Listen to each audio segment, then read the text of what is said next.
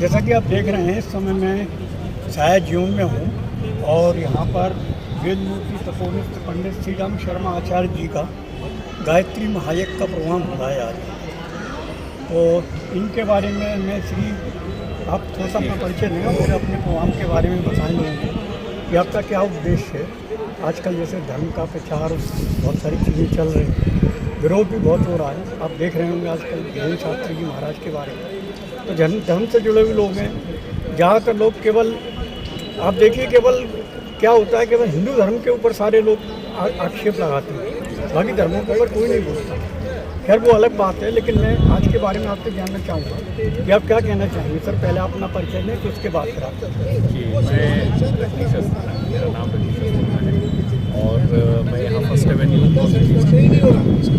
आज का जो प्रोग्राम है हमारा साया जीवन सोसाइटी जो हमारे फर्स्ट एवेन्यू के सामने है, उसमें रेणु बहन जी गायत्री साधक हैं, उन्होंने ये आयोजन कराया।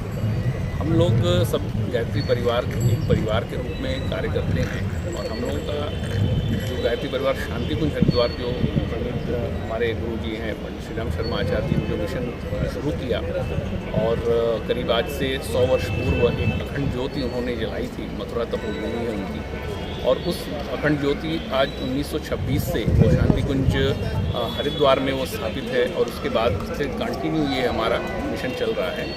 हम लोग यहाँ पे सभी सोसाइटीज़ में इस ज्योति को लेकर के चल रहे हैं, इस मिशन को लेकर के चल रहे हैं और हम लोग जागरूकता अभियान के साथ इसमें जुड़े हुए हैं कि जो भी इस आज के समय में जितनी भी नकारात्मकता है, जो भी इस संस्कृति का एक क्षरण हो रहा है, उन सबको बचाने के लिए भी ये मिशन हम लोग कार्य करते हैं। और साथ ही साथ में हम लोग एक अगले महीने फरवरी लास्ट वीक में हम लोग एक प्रोग्राम करवा रहे हैं जो कि 24 कुंडली दादा दादी पार्क में होगा। हाँ, वो मैं देखा आपके पोस्टर्स लगे हुए। जी हाँ, तो इस हर एवेन्यू में जो हम लोग पंचकुंडीय या 9 कुंडीय श्रृंखला के रूप में जो हवन हो रहा है, वो उसी का एक श्रृंखलाबद्ध रूप से ये हवन आयोजन किया जा रहा है, जिसमें हम लोग हर सोसाइटी में जाते हैं, वहाँ पर गुरु जी की मिशन गायत्री माता के महायज्ञ के माध्यम से उनको इस मिशन के बारे में बताया जाता है, लोगों को जागरूक किया जाता है और जो हमारा यज्ञ है दादा दादी पार्क में होने वाला है शांति कुंज में, उसके बारे में भी उनको सूचित किया जाता है। तो ये सारा कार्यक्रम आज का जो भी है ये इसी उद्देश्य से, इसी श्रृंखला के आगे उद्देश्य हम लोग पिछले 8 महायज्ञ करवा चुके हैं और ये हमारा आज का श्रृंखला है। तो 8 श्रृंखला से आपका क्या मतलब 8 प्रोग्राम आपके पहले और हो चुके हैं, हर माह कराती हैं या साल में कराती हैं नहीं या कुछ ऐसा विशेष? जी, ये 8 से हमारा तात्पर्य है कि जितनी भी यहाँ पर सोसाइटीज़ में हम लोग पिछले हर संडे को हर हफ्ते में, तो पिछले 8 हफ्तों से ये हमारा प्रोग्राम चलना शुरू हुआ है, जहाँ पर कि गौर सिटी 1 की सोसाइटीज़ में कि हर एवेन्यूज़ में पहले हमारा पार्क एवेन्यू में हुआ, फिर 5th एवेन्यू में हुआ, फिर 6th एवेन्यू में हुआ, 1st एवेन्यू में हुआ, हमारा साया जीवन में हुआ, आगे हमारा एक्वाटिका में भी है और निराला स्क्वायर। तो इन सब सोसाइटीज़ में इस तरह से हम लोग पंचकुंडी या 9 कुंडी करवा रहे हैं ताकि लोगों को जागरूकता हो, लोगों को सूचना भी मिले और मिशन से जुड़े हुए जो लोग हैं जिनको ये पहले पता नहीं था कि हम इस तरह से का भी मतलब अभियान हमारे गौर सिटी 1 में होता है, उनको भी ये इस मिशन से जोड़ा जा सके। और इसके बाद हम लोग अपना मेन प्रोग्राम जो दादा दादी पार्क में होने वाला है उस पर हम लोग वहाँ पे 24 फरवरी 26 फरवरी उसको हम लोग करेंगे।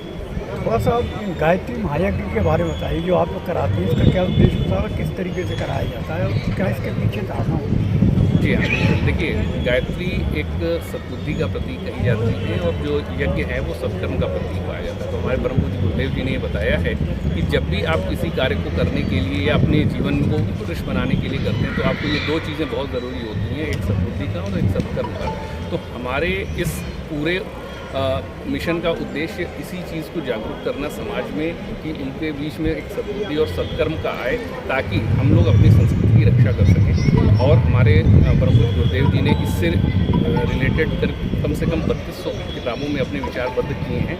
हम उनको भी ज्ञान प्रसाद के रूप में हर एवेन्यूज़ के जितने भी यज्ञ होते हैं उनमें भी हम उनको वितरित करते हैं ताकि लोग इसको जानें और इस चीज़ को समझ करके अपने जीवन को उत्कृष्ट बना सकें। तो ये हमारा उद्देश्य है और जिसमें समाज की और भी जो बुराइयां हैं, जिसमें दहेज प्रथा है, नारी उत्पीड़न है या नशा से है, इन सब के उन्मूलन के भी संदेश हम अपने यज्ञ के माध्यम से समाज में देते हैं। यज्ञ का सर कोई विशेष प्रयोजन होता है? जैसे यज्ञ की बताते हैं कि अग्निकुंड से जो आग प्रज्वलित उसका भी कुछ आशय होता है, कुछ आत्मा होता है, उसका प्रभाव भी होता है, ऐसा कुछ होता है? जी हाँ, बिल्कुल। देखिए, यज्ञ जब हम कर रहे होते हैं तो उसमें हम विभिन्न प्रकार की औषधियों और उसमें सामग्रियाँ से मिश्रित चीज़ें हम उनको यज्ञ में डालते हैं, और उसके बाद जो हमारे आसपास का वातावरण है, जिस प्रकार हम लोग पिछले कई साल 2 सालों से कोरोना से भी प्रभावित रहे, वातावरण बहुत दूषित रहा, लोगों को एक अदृश्य नकारात्मक शक्ति के द्वारा उन लोगों का बहुत नुकसान हुआ, समाज का नुकसान हुआ, स्वास्थ्य का सभी लोगों का। तो ये जो यज्ञ होता है, इससे हमारी वायु, प्राणवायु और इन सब चीज़ों की शुद्धि होती है। और जहाँ भी ये यज्ञ होता है, इस यज्ञ के माध्यम से एक दैवीय ऊर्जा, एक अपनी शुद्ध जो है वायु को शुद्ध करने के लिए जो शक्ति है, वो सभी की सभी चीज़ें निकलती हैं, जिनसे हमारा समाज और हमारे समाज में और जिस भी जगह यज्ञ हो रहा है उस जगह का वातावरण पूरा का पूरा जो है वो शुद्ध हो जाता है। ये इसका मुख्य उद्देश्य यज्ञ करवाने का हमारा। वैसे तो आपका गायत्री परिवार पूरे देश के अंदर बहुत बड़े स्तर पर जुड़ा हुआ है, लेकिन जैसा आपने बताया कि गौर सिटी 1 में ही अभी आपका है, गौर सिटी 2 में कोई शुरुआत नहीं है आपकी? नहीं, गौर सिटी 2 में भी हमारे प्रोग्राम हैं आगे आने वाले हफ्तों में। क्या नोएडा बेस की और भी बहुत सारी जगह? हाँ, बिल्कुल। देखिए, हमारा जो मुख्य चेतना केंद्र जिसे हम मिनी शांति कुंज कहते हैं, वो हमारे नोएडा सेक्टर 12 में है। तो नोएडा सेक्टर 12 में हमारा जितना भी हम संचालन करते हैं, हम उनका मार्गदर्शन जरूर लेते हैं। तो नोएडा हुआ या ग्रेटर नोएडा हुआ, गौर सिटी 1 हुआ, गौर सिटी 2 हुआ, इन सब में हमारी ये जो लोकल टीम है ये कार्यरत है। मार्गदर्शन हमारा नोएडा शांति कुंज, मिनी शांति कुंज सेक्टर 12 में, उसके द्वारा ये चलता है। तो नोएडा गौर सिटी 2 में भी हमारे बहुत सारे साधक लोग हैं, जुड़े हुए हैं। व्हाट्सएप ग्रुप में भी है, हम लोग जो नए लोग आते हैं उनको उस ग्रुप से जोड़ते हैं, वहाँ पर भी है। तो आगे आने वाले हफ्तों में आप देखेंगे कि वहाँ भी कार्यक्रम होगा। आपको क्या लगता है, आपके संग युवा भी जुड़ रहे हैं, युवा पीढ़ी जो आजकल थोड़ा सा क्या कहें उसके बारे में, आप खुद ही बताइए। जी हाँ, बिल्कुल। हमारे इस मिशन में और हमारे गायत्री परिवार में युवा मंडल एक हमारी हर एक में जो हमारा मिशन की रूपरेखा अगर मैं बताऊं तो उसमें युवा मंडल है, प्रज्ञा मंडल है, महिला मंडल है। इस तरह से हम लोग कमेटी बनाते हैं और उनमें हर व्यक्ति को उसमें अपने अपने कार्य के अनुसार, अपनी योग्यता के अनुसार और उम्र के हिसाब से उसमें उनको हम लोग जोड़ते हैं। तो हमारे पास युवा मंडल है, बहुत सारे युवा लोग भी हैं जो सदस्य के रूप में जुड़े हुए हैं और कार्य कर रहे हैं। आप खुद ही देख रहे हैं, जैसे मैं हूँ, मेरे साथ में और भी लोग हैं, संतोष जी हैं, जय जी हैं, ये सभी लोग युवा लोग थे।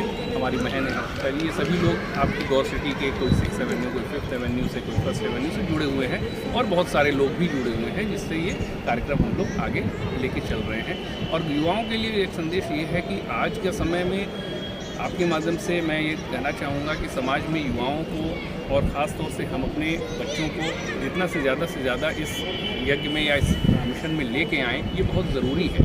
क्योंकि हम सोचते ये हैं कि हमें ये यज्ञ करना, हवन करना, ये बुजुर्गों का काम है, ये बड़ों का काम है, युवाओं को दूर रखते हैं, बच्चों को दूर रखते हैं। वो गलत है, क्योंकि हम अगर उनमें बीज के रूप में अभी ही वो चीज़ें जो हमारी संस्कृति के लिए ज़रूरी है, जो उनके जीवन के लिए ज़रूरी है, वो अभी दे देंगे तो वो धीरे धीरे आगे चल के वृक्ष के रूप में उनके अंदर सद्गुणों के रूप में बढ़ेगा।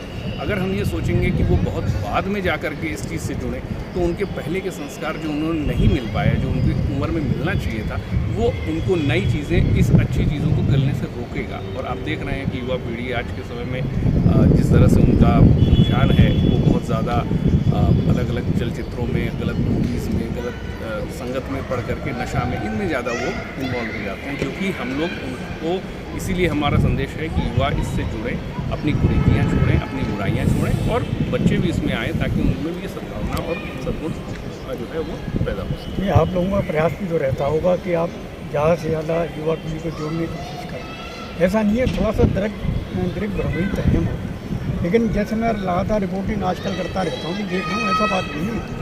युवाओं का भी बहुत बड़ा रुझान है अपनी धर्म की ओर, और आजकल जैसा माहौल चल रहा है उसके हिसाब से तो लोग और कुछ बहुत भी जानना चाहते हैं। तो क्या कहना चाहेंगे? नहीं, बिल्कुल। आप ख़ास तौर से इसमें मैं कहूँगा, एक चीज़ आपको जोड़ूँगा कि कोरोना का योगदान बहुत रहा, क्योंकि लोग इतने ज़्यादा परेशान रहे।